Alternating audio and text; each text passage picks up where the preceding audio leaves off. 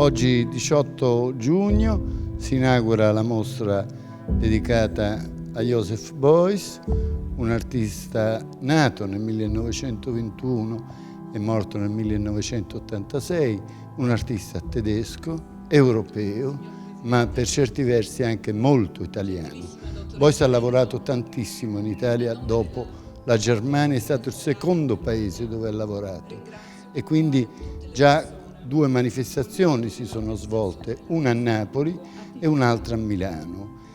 Mantova, la mia idea è stata quella di scegliere un luogo in cui fosse stata possibile una confrontazione, una misurazione tra Beuys e Mantegna, e questo devo dire è qualcosa non solo riferito agli spazi, ma soprattutto riferito all'idea di totalità che apparteneva agli artisti del Rinascimento e che nella modernità è appartenuta a Beuys. Come gli artisti del Rinascimento disegnavano, dipingevano, scolpivano, costruivano architetture o macchine, pensiamo semplicemente a Leonardo, bene, Beuys ha abbracciato nella modernità la totalità delle discipline, l'economia, l'ecologia, la pedagogia, eccetera.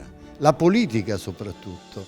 Beuys fonda il Partito dei Verdi nel 1979 in Germania e realizza delle opere d'arte che si può dire viventi, come la piantumazione di 7.000 querce nella città di Kassel. Bene, la mostra è realizzata non solo con multipli, ma anche con una ricostruzione di un'opera molto importante che è l'Angolo di Grasso, da quando Beuys ha avuto l'incidente in Crimea durante la guerra, quando era pilota mitragliere. L'aereo si disintegrò e fu raccolto il suo corpo da una tribù di tartari che lo curarono, lo avvolsero nel feltro e prima ancora ricoprirono il corpo di grasso. Dunque il grasso e il feltro sono due materiali che Beuys utilizzerà sempre, perché sono materiali che salvano. Per Beuys l'arte doveva essere qualcosa che salvava dalla malattia degli uomini e del mondo. E quindi quale momento migliore forse per questa scadenza del centenario? Un uomo, un artista che voleva curare i mali del mondo, dalle disuguaglianze ai problemi ambientali, da quelli sociali al problema del lavoro. E su questo Beuys realizzava la sua arte.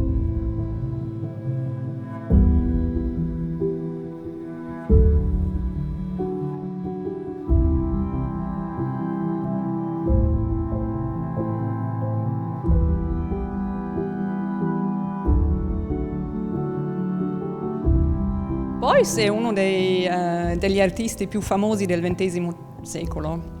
Sta nella stessa fila di Andy Warhol, di John Cage, di Marcel Duchamp.